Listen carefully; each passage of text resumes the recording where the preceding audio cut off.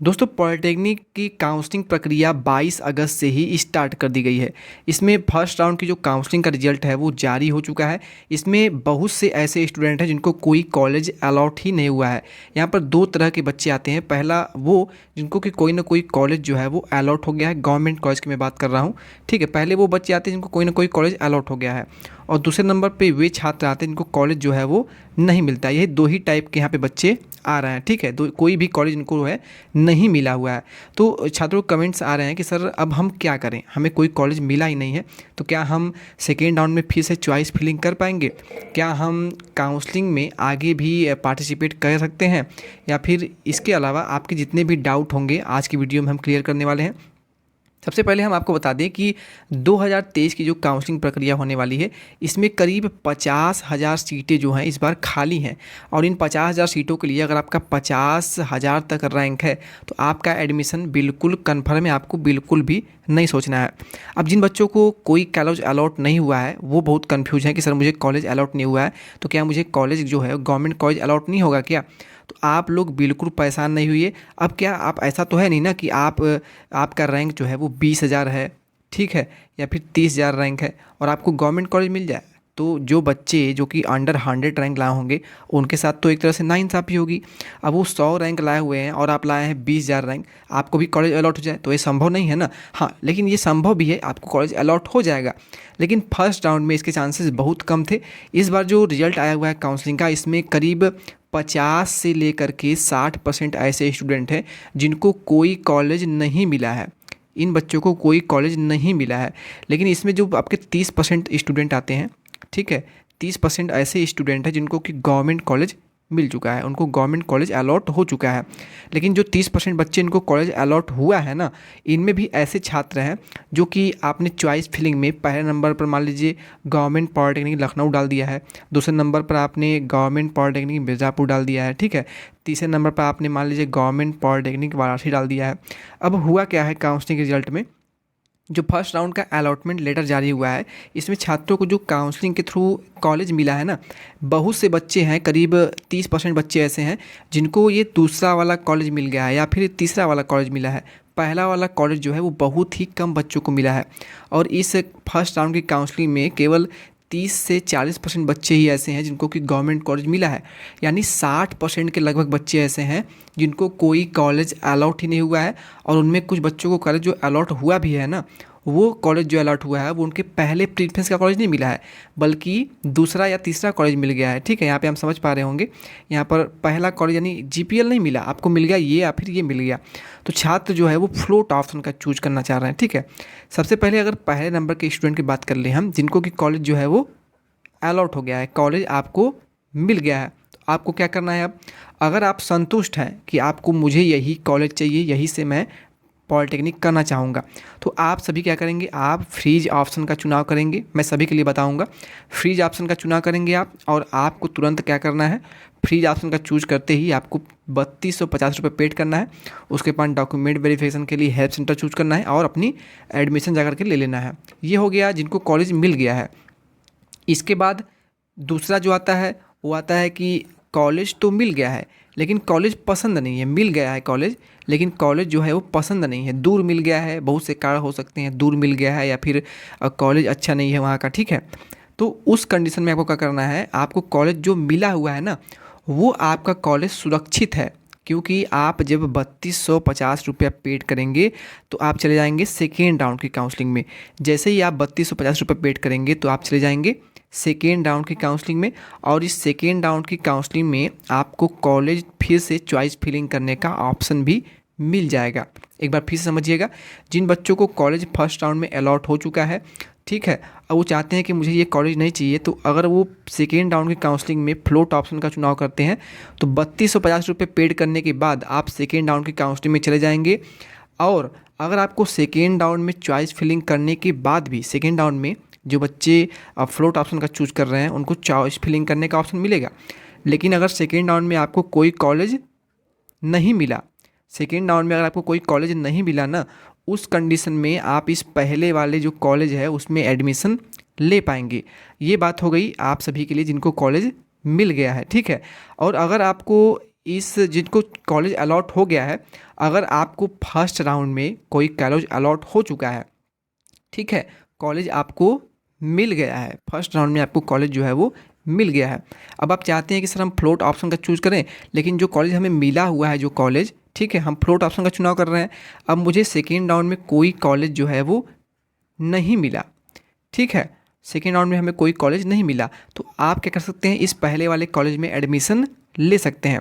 लेकिन अगर आपको सेकेंड राउंड में कोई कॉलेज जो है, सेकेंड राउंड की काउंसलिंग करा रहे हैं और इसमें आपको कोई कॉलेज मिल जाता है, ठीक है, तो इस पहले वाले कॉलेज को आप भूल जाइए, आपको इस सेकेंड वाले में ही एडमिशन लेना होगा। अब आपको सेकेंड वाला कॉलेज भी पसंद नहीं है, तो आप क्या करेंगे, आप फिर से केवल फ्लोट ऑप्शन का चुनाव करेंगे, आपको पैसा पेड नहीं करना होगा और आप चले जाएंगे किसमें, थर्ड राउंड की काउंसलिंग में। और थर्ड राउंड में अगर आपको कोई कॉलेज मिल जाता है, ठीक है, अगर आपको थर्ड राउंड में कोई कॉलेज मिल जाता है तो आप इस थर्ड वाले कॉलेज में एडमिशन ले लेंगे। लेकिन अगर आपको ये थर्ड वाला कॉलेज कोई नहीं मिलता है, थर्ड राउंड की काउंसलिंग में आप जाते जब हैं, आपको थर्ड राउंड में कोई कॉलेज मिला ही नहीं, तो आपको इस सेकेंड वाले में ही एडमिशन लेना ही पड़ेगा। और दोस्तों थर्ड राउंड की काउंसलिंग के बाद, थर्ड राउंड की काउंसलिंग में जो भी कॉलेज आपको मिला है, थर्ड राउंड की काउंसलिंग में जो भी कॉलेज आपको मिला हुआ है या फिर नहीं मिला है, वहाँ पर आपको एडमिशन लेना ही लेना है, नहीं तो आप काउंसलिंग की प्रक्रिया से बाहर हो जाएंगे, ठीक है, समझ गए। ये बात हो गई जिसको कॉलेज अलॉट हो गया है। अब हम बात करेंगे दूसरे नंबर पर उन बच्चों के लिए जिनको कि कोई कॉलेज मिला ही नहीं है, उनको कोई कॉलेज अलॉट हुआ नहीं है काउंसलिंग में, ठीक है।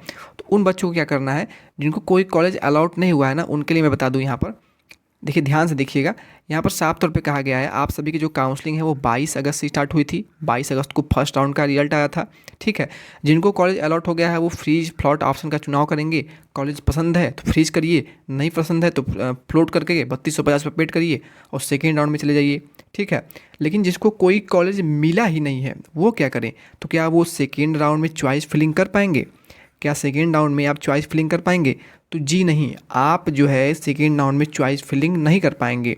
चॉइस फिलिंग केवल वही बच्चे कर पाएंगे जो कि फ्लोट ऑप्शन का चुनाव कर रहे हैं और जिनको कि कॉलेज जो है वो कोई ना कोई कॉलेज अलॉट हो चुका है पर उन्हें कॉलेज पसंद नहीं है, तो वो फ्लोट ऑप्शन का चुनाव करेंगे और नए नए कॉलेज को फिर से चूज करेंगे ताकि उनको कोई दूसरा कॉलेज मिल सके, ठीक है।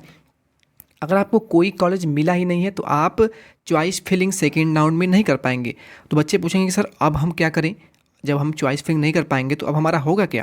तो बिल्कुल परेशान नहीं होना है, आप सभी को 50,000 इस बार सीटें खाली हैं, तो बिल्कुल 50,000 तक रैंक के जितने बच्चे हैं उनको कॉलेज 100% मिल जाएगा, बिल्कुल परेशान नहीं होना है।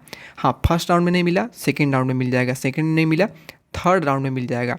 देखिए, सेकेंड राउंड में आप चॉइस फिलिंग नहीं कर पाएंगे, लेकिन थर्ड राउंड की अगर बात करें हम, तो जितने भी बच्चे हैं जिनको कॉलेज अलॉट नहीं हुआ है, ठीक है, जितने भी बच्चे हैं जिनको कॉलेज अलॉट नहीं हुआ है वो सभी के सभी बच्चे, और इसके अलावा जितने भी बच्चे फर्स्ट राउंड में काउंसलिंग नहीं कर पाए थे वो सभी के सभी बच्चे, जितने भी बच्चों के रिजल्ट पर रैंक कार्ड के नीचे लिखा हुआ है एलिजिबल फॉर काउंसलिंग, वे सभी के सभी बच्चे यूपी के केवल, ठीक है, वो थर्ड राउंड की काउंसलिंग से फिर से चॉइस फिलिंग कर सकते हैं और वो काउंसलिंग में भाग ले सकते हैं।